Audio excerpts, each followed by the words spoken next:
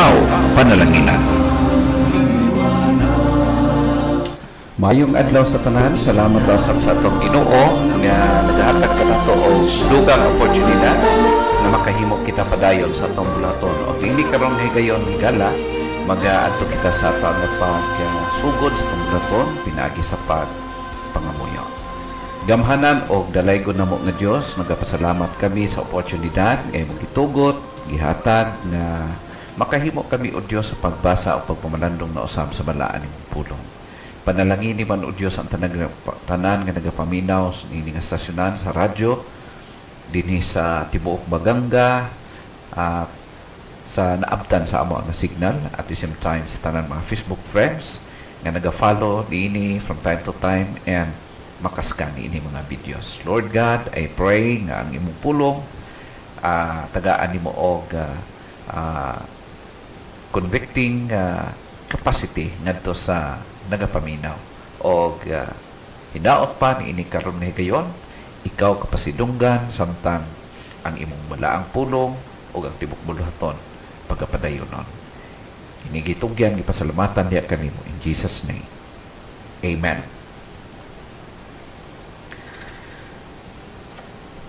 Diining nga higayon padayon nato nga pamalandong na usab sa pulong sa Ginoo o tuon kita karon padayon focus ngadto sa ato ang mga young people o mga pamatan-on diha sa atong panimalay, sa ato ang simbahan or even sa tanan nga mga pamatan-on nga pwede maabtan sa ato ang paabot niining pagpamalandong. Hinaot nga kining pagpamalandong makahatag man o tabang pag-assist sa ato ang mga pamatan-on maka-realize ang matag-usa concerning sa iyang spirituhanon nga kinabuhi. Nini nga gayon maghisgot kita about the need of God's help alang sa mga batan-on. Of course, kitang tanan ng inhanglan ni ini, dili lang ang mga batan-on but all of us. But sa ako nga pag-observe, labaw gyud nga nanginahanglan ni ini ang mga batan-on tungod kay ang atong mga batan-on as of this time grabe kayo ang pressure, grabe ang kana bitawng sitwasyon nga naa kanila nga posible sila mapalayo maayo diha sa Ginoo. Aniya kita sa pagtuon about spirituality in youth part 3 sa ata nga pamalandong. Spirituality in youth is not easy. So what they need kung sa may ilang gikinahanglan tungod kay mao man kani ang realidad sa ilang kinabuhi karon sa ato ang mga pamatan-on. What the youth needed? Una, kung imong tan-awon higala base sa atong mabasahan sa Bible, they need God's help to overcome the warfare. Ang Christian life naa kita sa pagpakigbugno, pagpakigubat dili sa unod apan sa spirituhanon nga aspect. In reality mao kana siya atong nasabtan gikan sa Bible.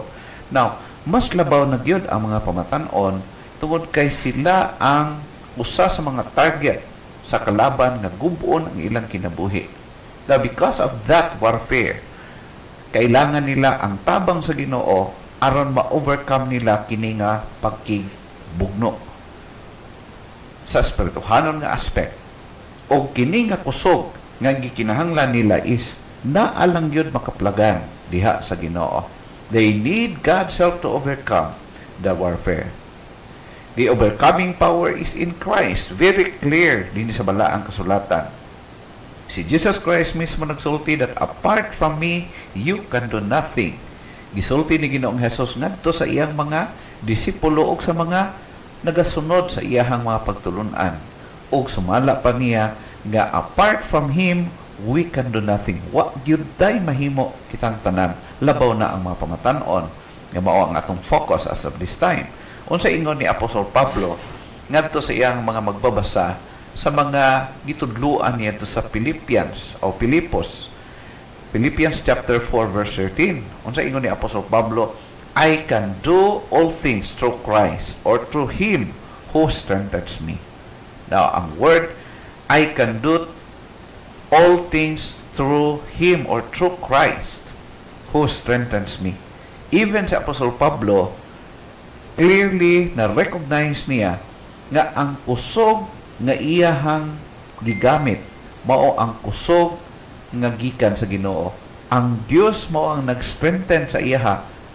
The reason why nga nahimo niya ang mga pagpangalagad, pagbuhat sa mga bulaton, nahimo siyang malampuson sa pag-alagad niya sa Ginoo because of Christ. Ang kusog nga kikinahanglan sa tao or sa matag usa is naa lamang diha kay Kristo. It's really God's strength that can make us survive in this life. Tinuod ang gisulti sa pulong sa Ginoo o gani pag gisulti niya that apart from me, you can do nothing. And that's very clear. Nagsulti sa balaang kasulatan o dili na pwede i-neglect na truth. That's why sa ato nga pagpamalandong, ang ato pamatanon labaw sa tanan ng kinahanglan yun sa kusog ni Kristo aron nga maka-survive o maka-overcome sa pagpakibugno sa spiritual warfare nga naa karon sa atong kapanahonan. Ikaduha, the sure help is from God. Of course, ang sigurado nga tabang na aragyon nagikan diya sa Ginoo. Siguro na ay mga tao nga matinabangon kanato pero na ay mga panahon mga failure sila tungod kay wala may tao nga perfect. Pero ang sigurado nga tabang gyud nga atong malauman or kalauman mao gyud ang tabang gikan sa Ginoo. In fact, ingon sa Philippians chapter 2 verse number 13, ingon siya, "For it is God who works in you, both to will and to work for His good pleasure." So makita nato higala nga it is God who works in you. Kung wala or kung dili magtrabaho ang Ginoo sa atong kinabuhi, wala kitay mahimo, wa tay maabot ni ining kinabuhi. Kay ang Dios siya gyud ang naga-initiate, siya gyud ang nagahimo ni ini dinhi sa sulod nato. The reason why nganong makastand kita, makabarok kita sa atong pagkinabuhing spirituhanon o sa pagpangalagad nato diha sa iya para sa kamayaan. In Ephesians 3 verse 16, ingon ang usa ka verse, that according to the riches of His glory, He may grant you to be strengthened with power through His Spirit in your inner being. So ato makita higala nga clear kaayo ang understanding ni Apostol Pablo o ang iyang mga pagtudlo nga ang kusog nga atong gikinahanglan nagikan sa Ginoo o kinitrabaho sa Ginoo diha sa atong kasing-kasing, sa atong inner being. Ma-develop kita, ma-improve kita, malig-on kita because of the Holy Spirit, because of God's work within us. Mao kana siya. In fact, in verse 20, yun siya, now to Him who is able to do far more abundantly than all that we ask or think, according to the power at work within us.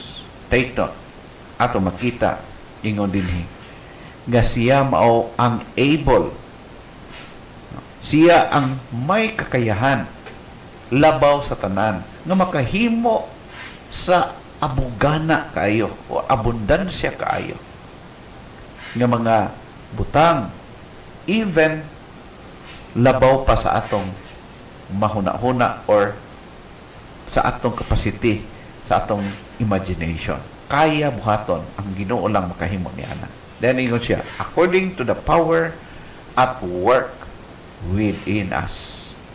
So, bot pasabot higala nga ang power, ang kusog, ang ministry sa Ginoo diya sulod sa kinabuhi sa usa ka tawo is active at work within us. So diha sulod sa imong kasing-kasing hala tuguti o i-allow ang Dios ang magtrabaho, maghimo siya sa ang ministeryo diya sa imong kinabuhi aron ikaw magtubo, mulambo, malig-on o makapadayon ka sa pagpangalagad ngadto sa unahan. Hangtod yun moabot ang imong Ginoo sa pagkuha diha kanimo. Ikatulo, we need God's providential aid. Kay from time to time, naagyod sa atong mga kinabuhi, sitwasyon sa atong kinabuhi, na kinahanglan nato ang providential help of God. Kana bitawng panahon, wala tay masangpit, wala tay madaganan. Naa ang Ginoo, anaa ang iyang tabang sa kanunay, andam sa kanunay. Kung naaman ining kalibutan nga andam sa pagtabang, pero mas labaw gyud ang atong Ginoo nga andam. Available siya 24/7 sa matag-usa nato ka kinabuhi. In fact, ingon si Apostol Pablo din sa 1 Corinthians chapter 10 verse number 13 concerning sa temptations nga nagaabot sa usa ka tawo, ingon siya, no temptation has overtaken you that is not common to man. God is faithful, and He will not let you be tempted beyond your ability.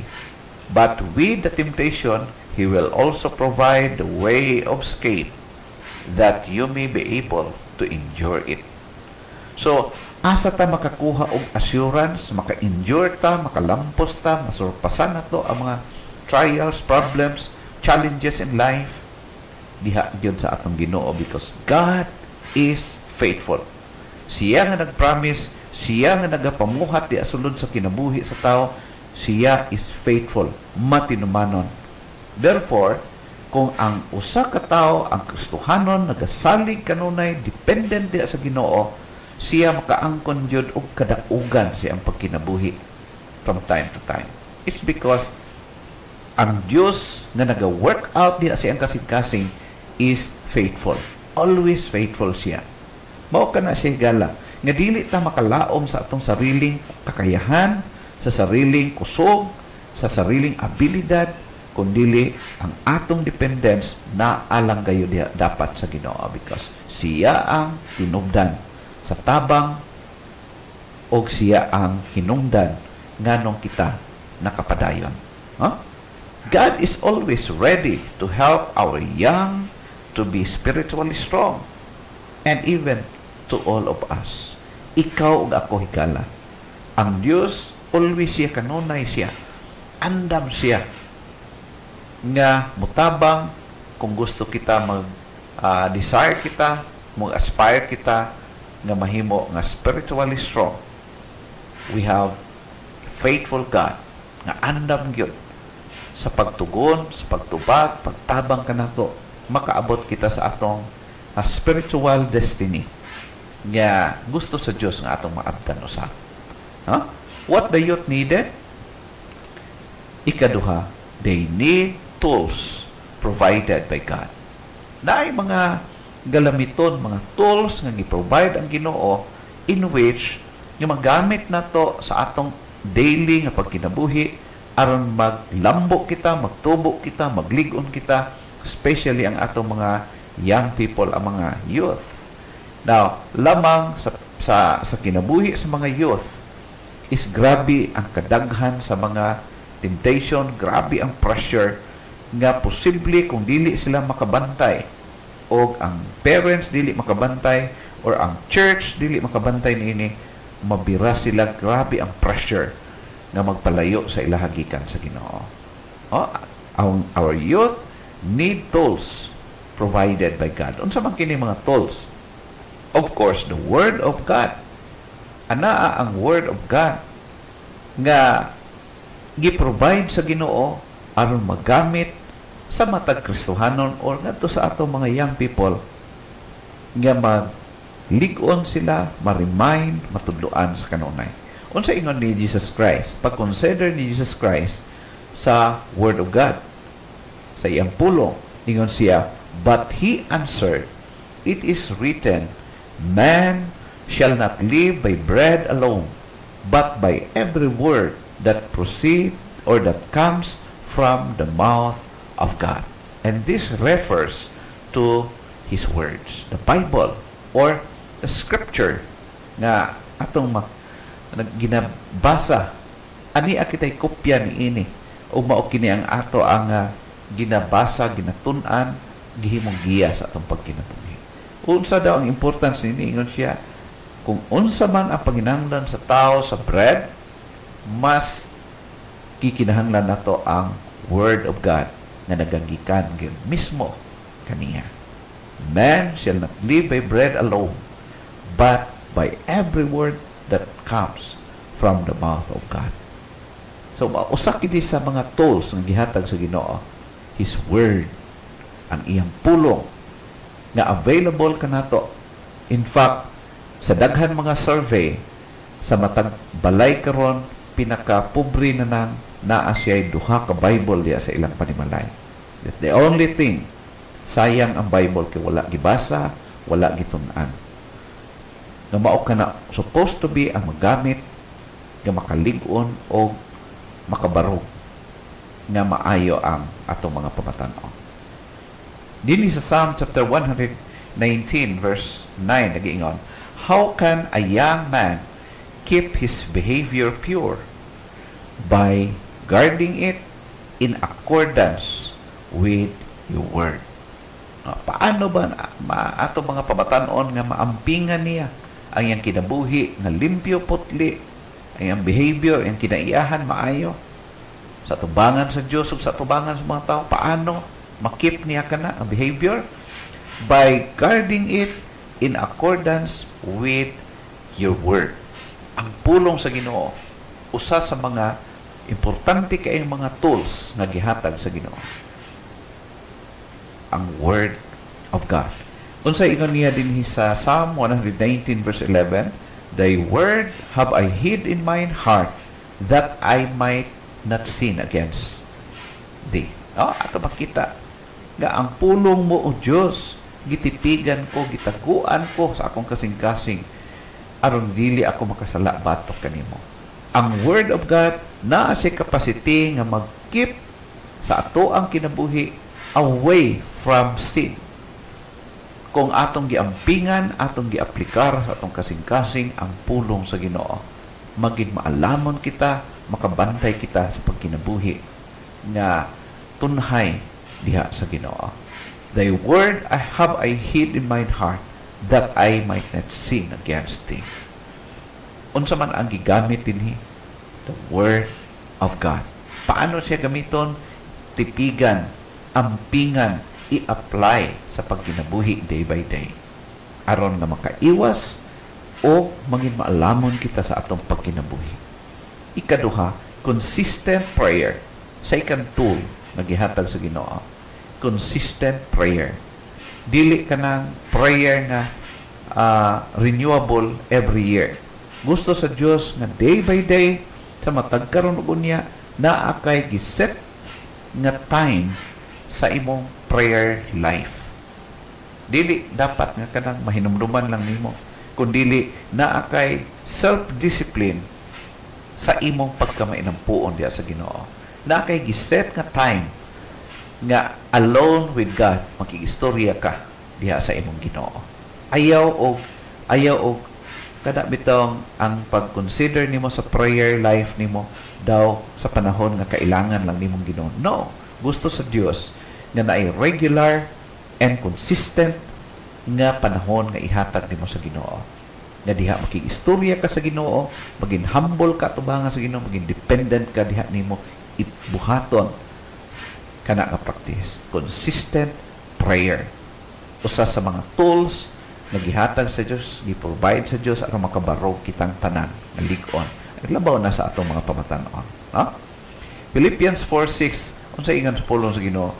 Do not be anxious about anything, but in everything by prayer and supplication, with thanksgiving, let your request be made known to God.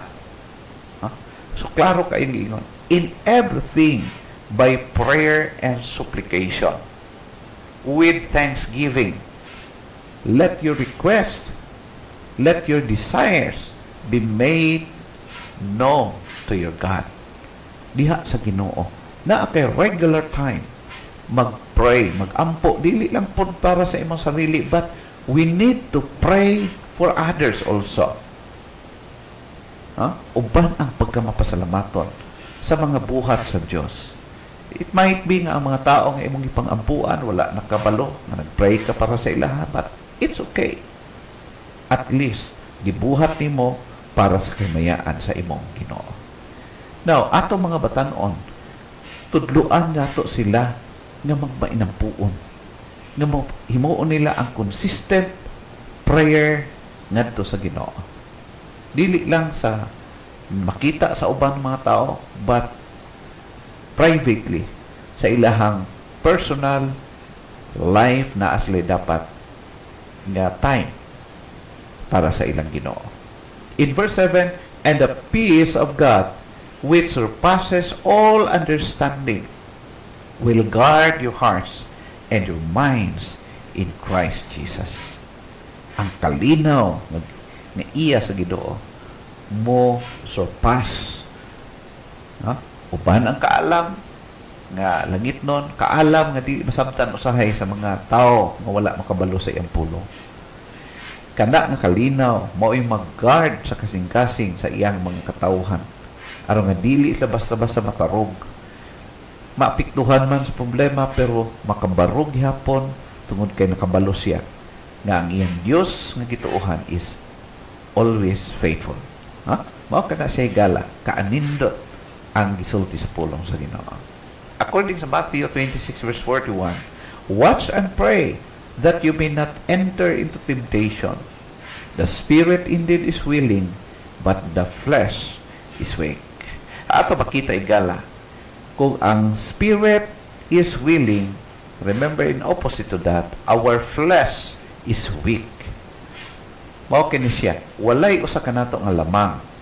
Samtang ani apakatan ining lawasa, kining unod na atong gipuy-an karon, kining lawasa under kita sa mga kaluya, discouragement, o sa tanan nga mga balatian or bisan unsa pa nga mga sitwasyon.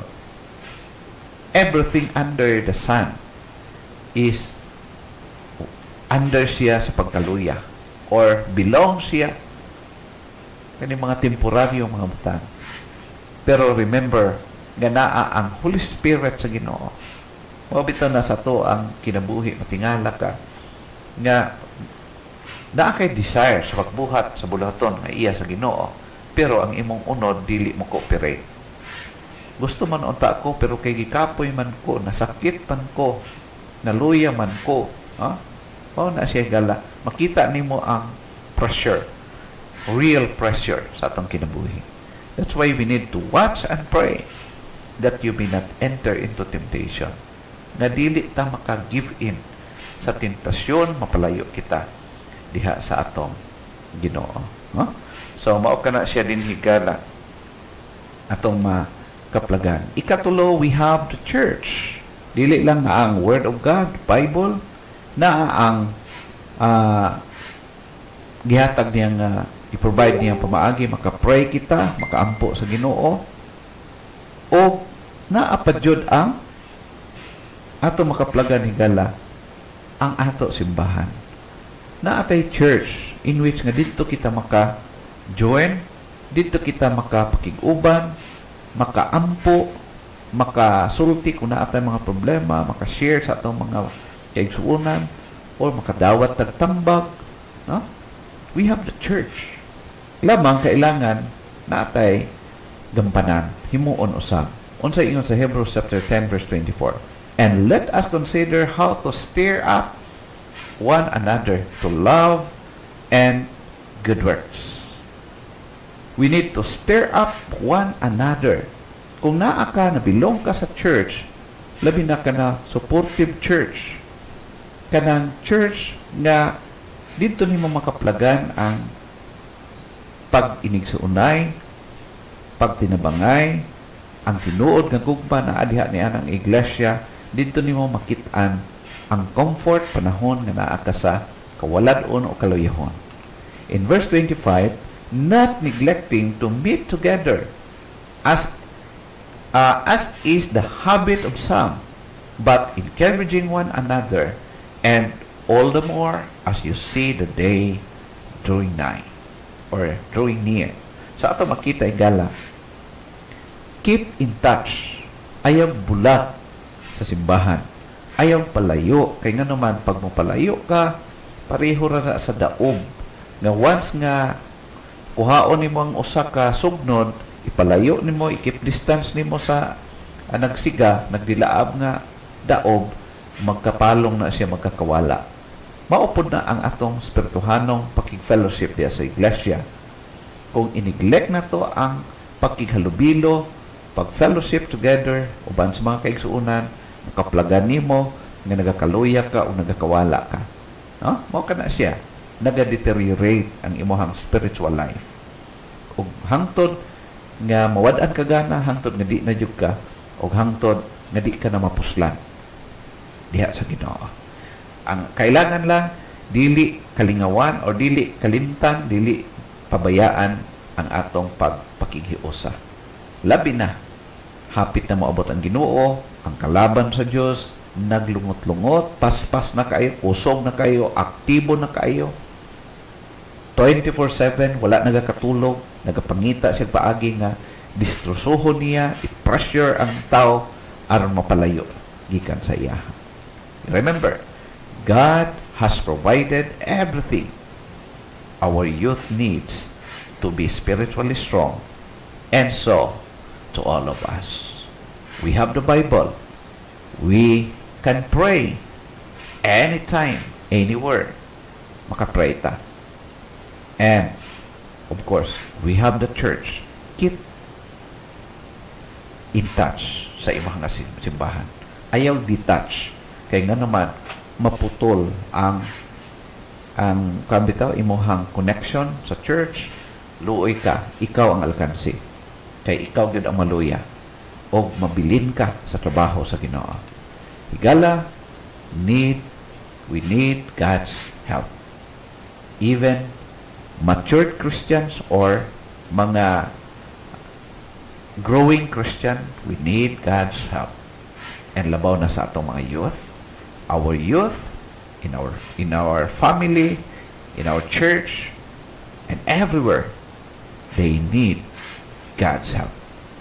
Hinaot nga ang Diyos magapanalangin sa iyang pulong nga atong nadunggan o nasabtan karon. Higala, padayon kita sa pagbuhat ni ini, samtang ang Diyos naghatag pa kanato higayon, oportunidad. Salamat sa iyong pagpaminaw, ang Diyos magapanalangin. Diha kaninyong tanan.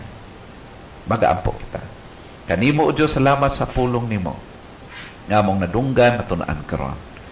I-bless ang tanan nagapaminaw. Dini nga stasyonan sa radyo at the same time sa tanan mga Facebook friends and sa tanan mga kaskan ni ini nga videos.